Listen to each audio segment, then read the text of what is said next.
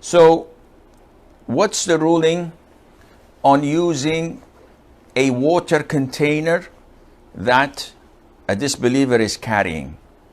What's the ruling on eating food that is halal but served in a plate that was used by a disbeliever? All of these questions fall under this chapter or this section of the chapter of Al-Aniyah. First of all, the Prophet said, alayhi salatu wasalam, do not eat in their plates, that is the disbelievers. If you find nothing else, wash them and use them.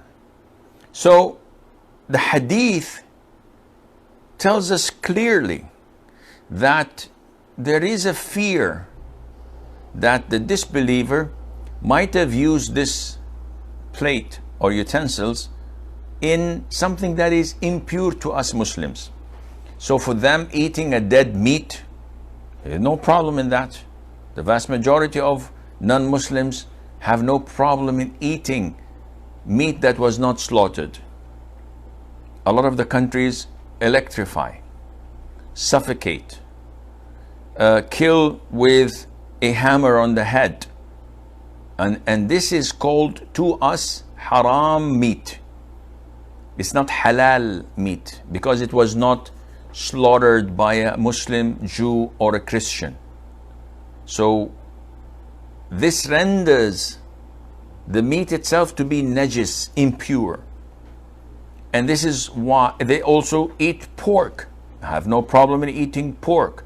Some disbelieving countries, they consume dogs, canines, and they consider it to be a delicacy.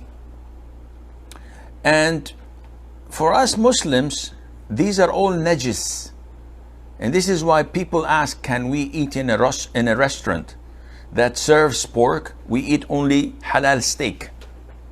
The answer is, if they serve pork, you don't have any guarantees that the utensils they use in the kitchen, the frying pan, the ovens, are not contaminated by such impurity and najasa. And hence you should not do that. So the issue of contamination was hinted to by the hadith of the Prophet ﷺ, when he said, if you find nothing else that is to eat in, wash them and use them. So you have to first of all ensure their purity by washing them. One may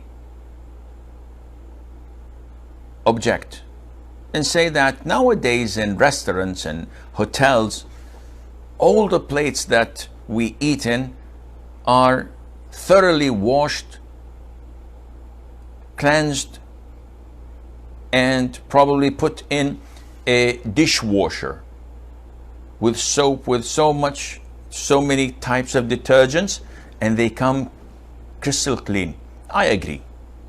This is true, and it's washed. So inshallah, there's no need to be afraid of eating in such plates and using such utensils, but you have to make sure that the kitchen does not have any haram or contaminated meat.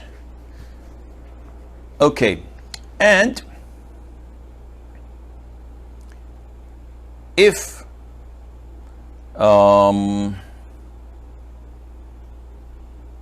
now this is a recommendation and it's not for prohibition, because the Prophet himself alayhi salatu wasalam was invited by a Jew woman to eat from a sheep that she offered him, barbecued.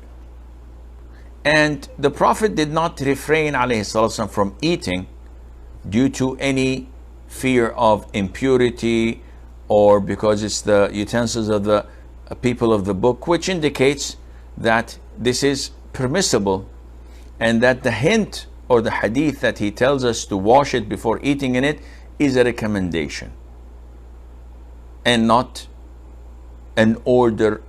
If you defy it, you have committed something that is prohibited. but it's always safe to do these things to be safe rather than to be shorty. So this is eating in their utensils.